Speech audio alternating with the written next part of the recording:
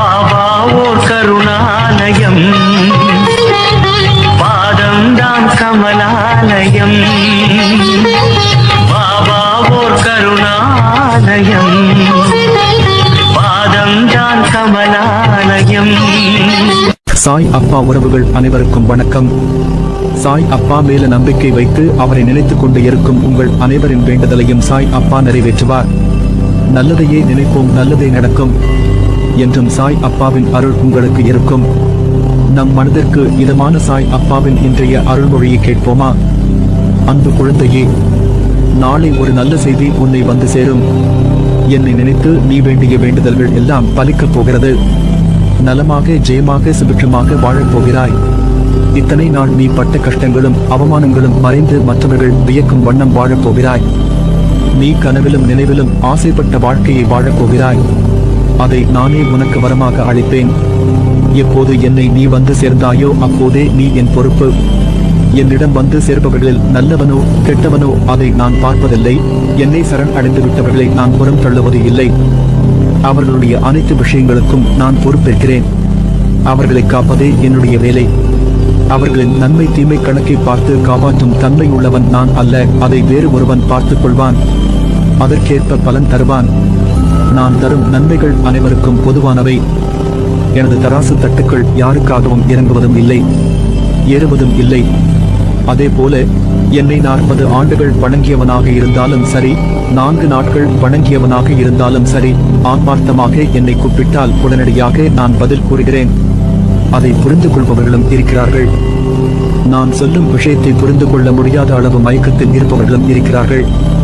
உனக்கு ஒன்று தெரியுமா? இவ்வுலகில் மனிதன் தன்னை தானே தேற்றிக் கொள்ளத்தான் அதிகம் போராட வேண்டிய இருக்கிறது.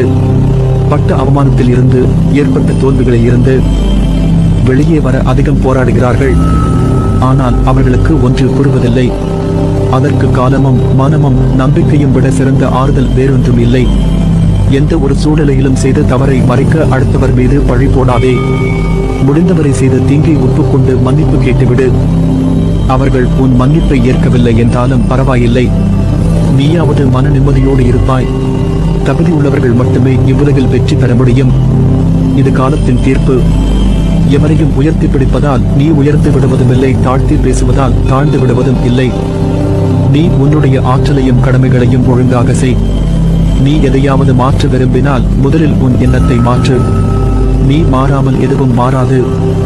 நம்பிக்கையுடன் கூடிய முயற்சி எப்போதும் தோல்வியடைவதில்லை. விடாமுயற்சியுடன் நேரத்தை வீணடிக்காது நீ வேலை செய்தால் அந்த வெற்றி கோப்பை உன் கையில் வந்து சேரும். இப்படி உழைத்தால் நீ ஜெயிப்பாய். உன் பாதையில் வரும் தடைகளை நானும் உடைப்பேன். உன்னை நிச்சயம் ஜெயிக்க வைப்பேன். நீ சந்தோஷமாக வாழ வழிவகை செய்வேன். நீயும் உன் குடும்பமும் மகிழ்ச்சியாக வாழ உறுதுணையாக இருப்பேன். அது என் பொறுப்பு. எளிய வாழ்க்கையும் உயர்ந்த சிந்தனையும் இருந்துவிட்டால் இப்போதும் மகிழ்ச்சிக்கு குறைவிருக்காது. இரக்க உணர்வு மிகுதியானால் துன்பங்கள் குறையும், மகிழ்ச்சி பன்மடங்காகும்.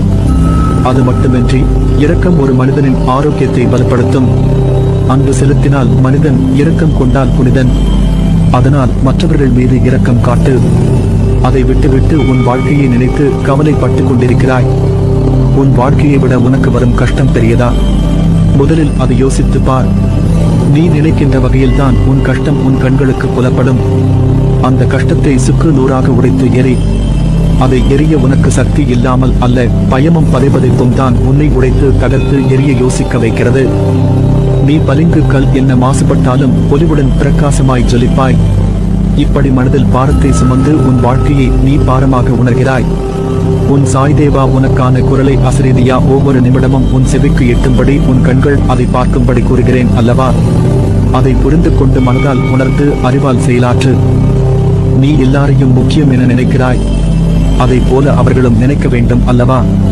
அப்படி உன்னை அலட்சியப்படுத்தியவர்கள் நிச்சயம் நீயும் உன் சொந்தம் முக்கியம் என்று வருவார்கள். உன் அருமை அறிந்து உன் வாழ்க்கையில் நீ யாரை நம்ப வேண்டும், யாரை நம்ப வேண்டாம் என்பதை தெரிந்து புரிந்து பழகு. உன்னை நம்புகிறவர்களுக்காக நீ உயிரை கூட தியாகம் செய்யலாம். அவர்களுக்கு உன் அன்புதான் பொக்கிஷம். அவர்களை ஒருபோதும் மறவாதே. அவர்களுக்கு நம்பிக்கை துரோகம் மட்டும் செய்யாதே. அது பாவம்.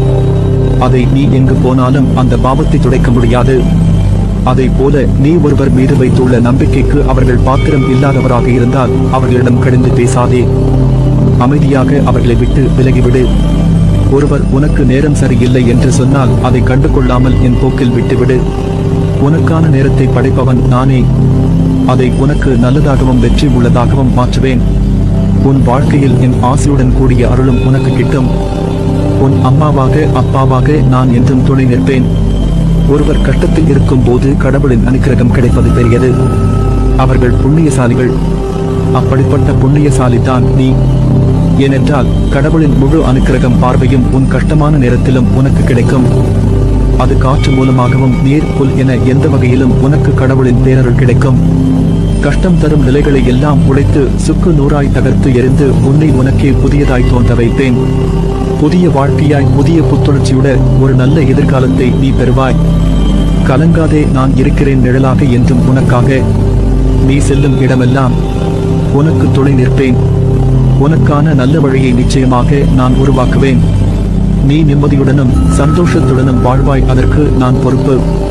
அப்பா, நான் எடுத்த காரியம் எல்லாம் தோல்வி. மீண்டும் ஒரு முறை முதலில் இருந்து ஆரம்பிக்க சொல்கிறீர்களே, சரியாக வருமா என்ன என்று யோசிக்கிறாய் தானே? நேற்று என்பது முடிந்து போன ஒன்று. இன்று உன் அருகில் நான் இருக்கும் போது தோல்வி உன்னை ஆண்டிவிடுமா? உன்னை கண்டு சிரித்தவர்கள் முன்னால் நீ கொடி கட்டி பறக்கப் போகிறாய். பணம், வீடு, நிலம், வாகனம் என்று அவர்கள் முன்னால் உயர்ந்து நிற்கப் போகிறாய். இனி நான் கூறும் வார்த்தைகள் வெறும் வார்த்தைகள் அல்ல, உனக்கான என் தெய்வ வாக்கு. இதை மறந்தும் மீறிவிடாதே. உன்னை நிச்சயம் நல்வழிப்படுத்துவேன். உனக்கான வழிகள் எல்லாம் வெற்றியாய் இருக்கும். அதற்கு நான் பொறுப்பு. நீ மகிழ்ச்சியுடன் உன் வாழ்க்கையை வாழ்வாய். அதனால்தான் என் வார்த்தைகள் உதிர்வது உன் செவிக்கும் மனதிற்கும் மூளைக்கும் எட்டுகிறது. நீ என் பரிபூரண அருளும் ஆசிர்வாதமும் அன்பும் பெற்ற என் பிள்ளை.